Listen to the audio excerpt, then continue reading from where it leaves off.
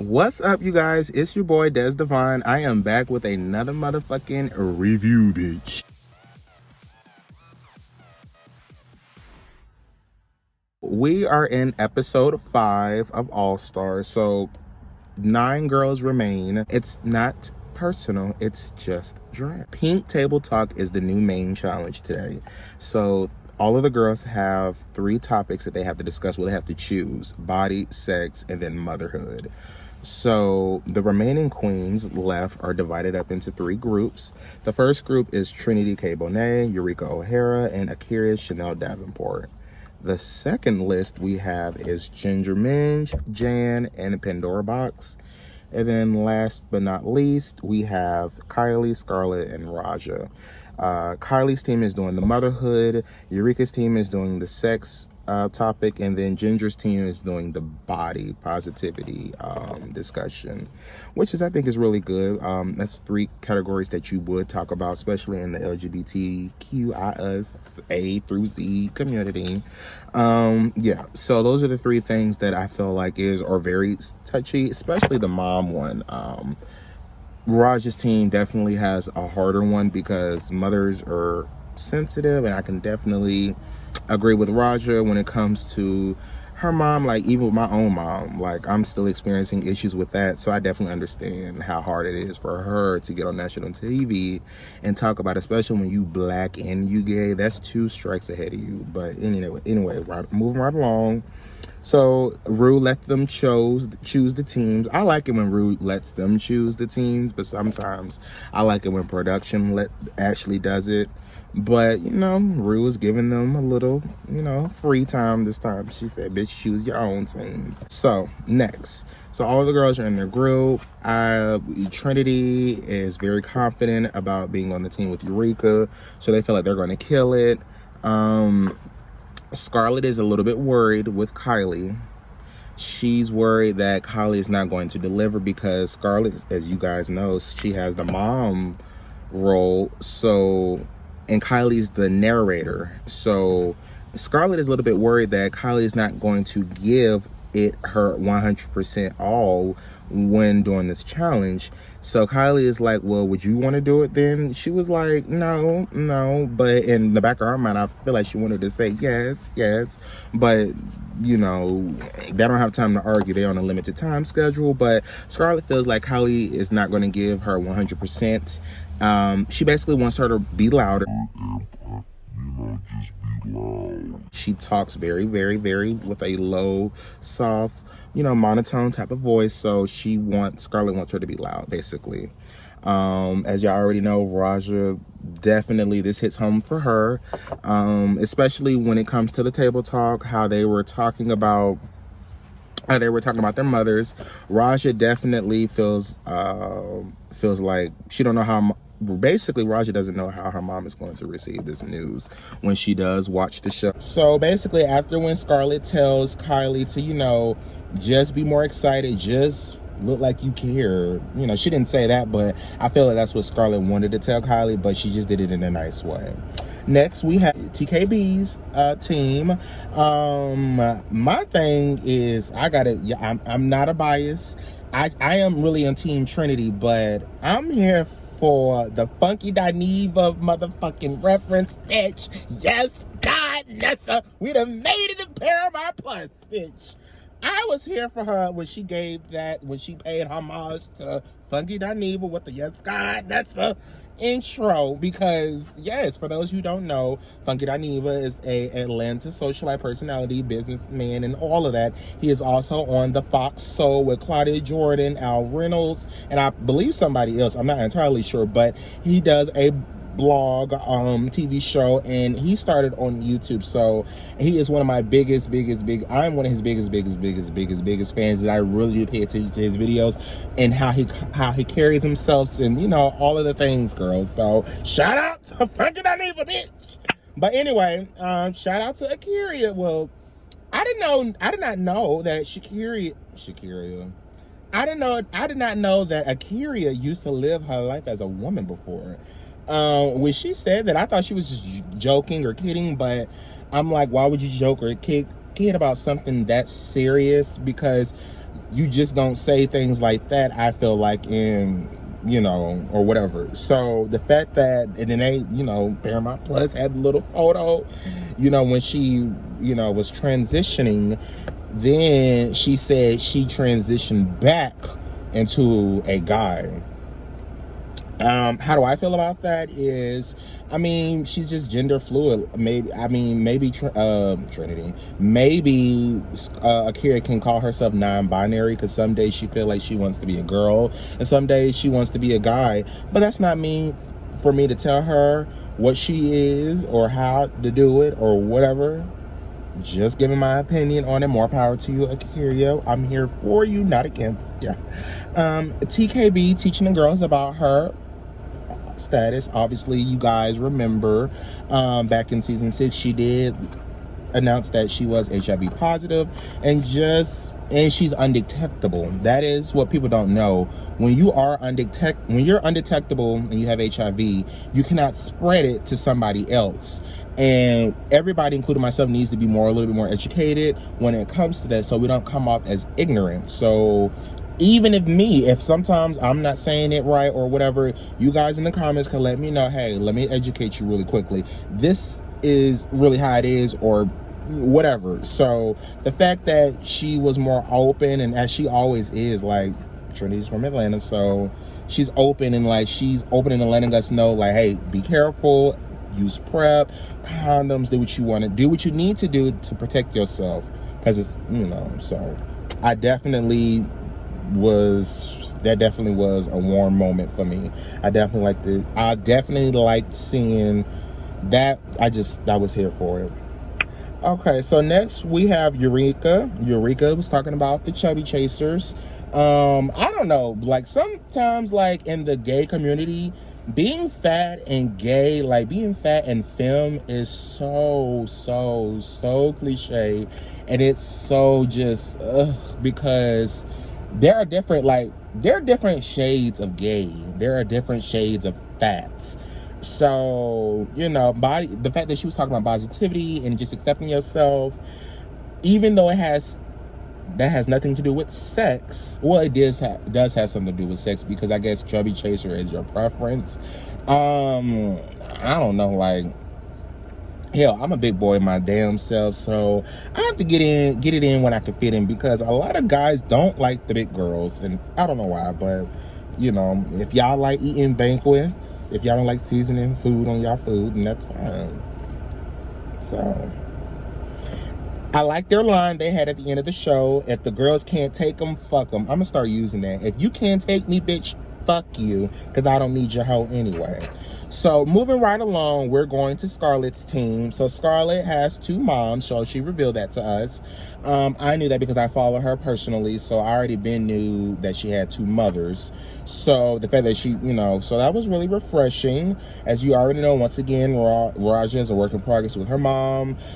She comes from a conservative family. Her mom was a pastor, so I can automatically relate to her being black and then being gay. And then being a male, like, it's a lot. And then, you know, a lot of people aren't accepting, especially when your own family members, you know, and like she said, it's an up and down relationship. I can relate, because it's a up and, I wouldn't say, well, my mom, it's pretty much non-existent in my life, but for my grandmother, to this day, I haven't even told my grandmother, y'all. So if she ever watch any of these videos, this will be her way of her finding out, because it's like, I don't want to disappoint my grandmother. Like, my grandmother has always been there for me, and it's weird, because you're supposed to be yourself and you're supposed to be comfortable in who you are, but I don't know how she's going to react if once I tell her. So that's, you know, like I said, that's another conversation for another day. But, you know, I can agree with Roger, and I can relate to her on that, you know. And then Kylie opens up about her own situation, her own dealings with, especially in the LGBTQIA plus community and being trans. She definitely, you know, shed a little bit light of what's going on in her life. So kudos to Kylie, kudos to Raja, kudos to all the girls, kudos to TKB, because it's very hard. I can only imagine how hard it is to bring up those type of topics in front of millions of people. So kudos to you girls. The next person we're going to talk about is Ginger and her posse. So right off the bat, Ginger is my all-time favorite. I like Ginger. She came in with a strong opening. Like it gave me what I needed. It got me where I needed to go. So kudos to Ginger. The girls talk about beauty standards, what is beautiful and what's considered not beautiful. They also talk about weight gain. So this group, Jan was giving Jan, I don't know, the girl Jan was giving what she was supposed to give. You know, the episodes have gone by, my views of Jan is changing. Jan is more like me, high energy, just hyper all the fucking time, and people will tell you that's not your authentic self, or that's not you. Be yourself. And you're kind of confused because you're being yourself. You are who you are, and when someone tells you that it's not genuine or authentic, that is definitely crushing. So I can understand how Jan is actually constantly struggling with that positivity and that appearance, because if you're known to be hyperactive all the time, people are always going to assume or figure out, is that an act, or are you like that all the time, or do you have a vulnerable moment? No, like, some people don't want to live their lives like that. Some people really want to be positive 24/7. You have to manifest what you want. If I believe and act like I'm going to be happy for the rest of my life, then I'm going to be happy for the rest of my life. That's manifestation. So I don't know what that's about when it comes to that. And side note, these little gifts or whatever they, you know, it's a pink furry box each of the girls have. I forgot to bring that up. And they're giving them dildos. They are dildos. I don't care what they say, but they are dildos. And they're talking about something, it's an eye stimulator. No, baby, you stimulating that hole. That's what you're stimulating. But anyway, their line was, you're a hottie, rely on that body. So if you don't like me, fuck it, because I'm a hottie and I'm going to rely on my body. Yeah. Yes. So moving right along, the pink table talk, I liked it. My personal favorite was Trinity K. Bonet's team, because I like Trinity, and Eureka is a big girl, and I can relate to Akira. So those are my winning team. That's my winning team. Just giving my opinions. Next, we get to Rue. Rue looks good. She's giving the promo look that she gave for season 13. If you guys didn't catch that, catch it now. Let's get into the runway. Trinity K. Bonet. The look she was giving was very African, Wakanda look. O'Hara with the BBQ realness. BBQ stands for Banji Bedroom Queen, and that's what I am as well. Akira Chanel Davenport. Baby, I'm sweating. Next, we have Raja O'Hara. She was giving another African queen a look. I feel like TKB, and I feel like Trinity and Raja, they went to the same seamstress or something, because the print was almost identical to me, but maybe I'm just crazy. We have Kylie Sonique Love. Kylie's look, I definitely liked it. It was definitely cute. It was giving me what I needed. It was giving. It was okay, but it was giving me what it needed to give. We have Scarlett O'Hara. Scarlett Envy giving us a 1920s look. Her with the 1920s look, and it was really cute because her dress were love letters from her grandparents. So I thought that was very, very, very, very, very gorgeous. We have Jan with the bag lady purple look. It's the same purple look. It's almost like Tina Burner with these colors. So Jan is known for purple, so I feel like every runway is going to be a purple look, except for the last one. That was the only exception. Ginger with the safari look, I definitely love that one. It definitely was giving me Curious George realness. I feel like she could have been a character in that. So gorgeous. Pandora Box actually stepped it up this week. She gave me glam. She gave me what I needed with that red hair and that ruby red lip, honey. Nightmare Before Christmas, and in a good way. So moving right along, Team Sex. So anyway, Team 6 thought they was going to win. The way that Rue had announced it, I thought that she was going to say Eureka's team won. But she said, you guys were the best. However, bitch, Ginger and her team won. So that was a gag because I thought that Trini was going to win for a second time in a group setting this time. So I was like, And then this episode, they were grilling the girls. Let's get into the motherfucking critiques part of the video. So Rue felt kind of uncomfortable when it came to Scarlett because she felt like when it comes to Scarlett in a two mom situation, they felt like Scarlett was giving her vulnerable side, and then she was giving the drag persona. They wanted the vulnerable side, but they're on a drag show. So I never understood that. Like, once again, these are who they are. I don't know what are they trying to push, but I felt like they did good, especially for a topic that fucking sensitive, bitch. I don't see you, let me not say nothing because I don't want to get attacked. But she felt uncomfortable because, she felt like Rue felt like Scarlett wasn't being a little bit authentic. And I think that kind of messed with Scarlett a little bit.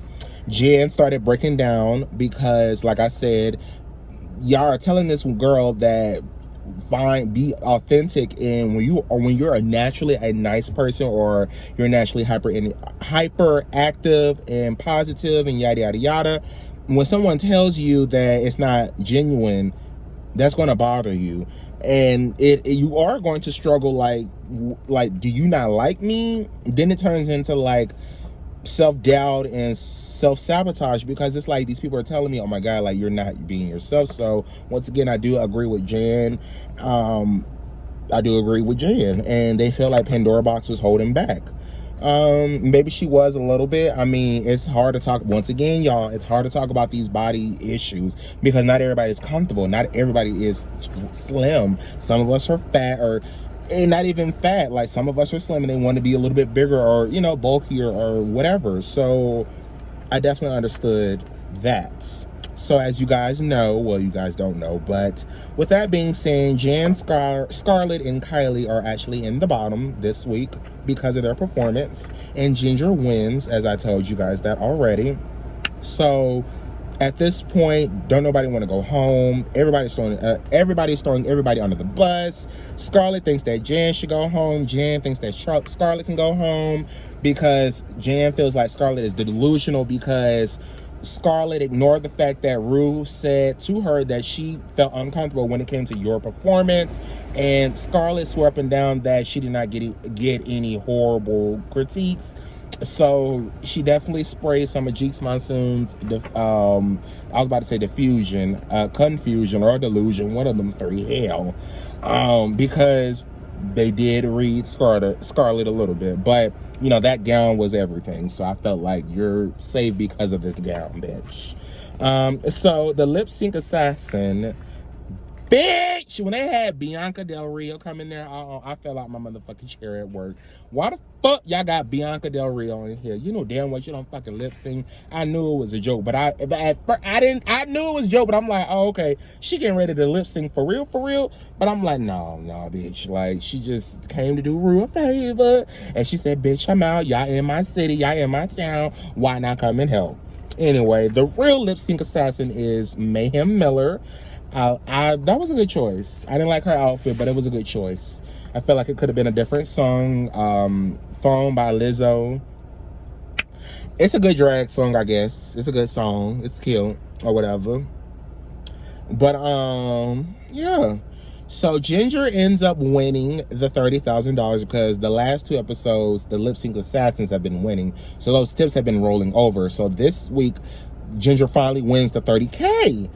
That's $30,000, and then she also decides to give her teammates $2,500 as well because of the win. That's a good frame, bitch. Because if I had $30,000, nobody ain't getting shit. I'm disappearing. No, I'm just kidding. That's an Aquarius type of thing. But anyway, the person that they let go is motherfucking Scarlett, and I can't believe they let Scarlett go. She didn't.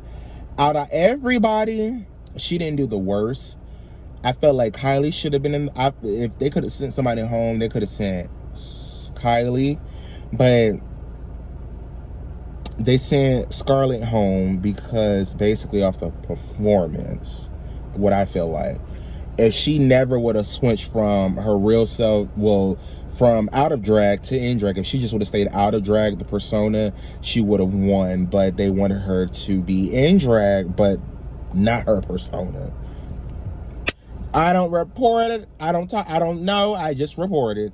But yeah, so as you already know, at the end of the episode, Rue tells Scarlett it's a game within a game. At this point, we have 5 girls that are eliminated, and we have yet to see a fucking twist. So at this point, I'm just going to give up on the twist. I don't know what the game is a game. Probably going to let us know when it's only the top 3.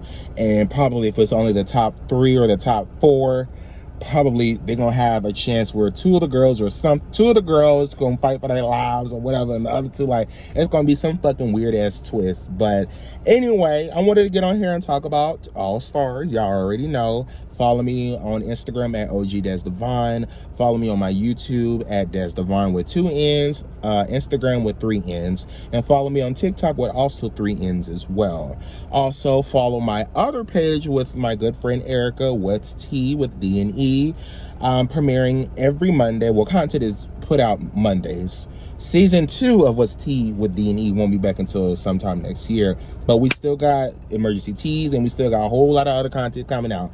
And also, Erica, she is the brand ambassador for Dossier perfume. Go to her page so you can get a discount on her motherfucking perfume, on the damn perfume. Other than that, I'm out, and bye, bitch. Bye, bitch.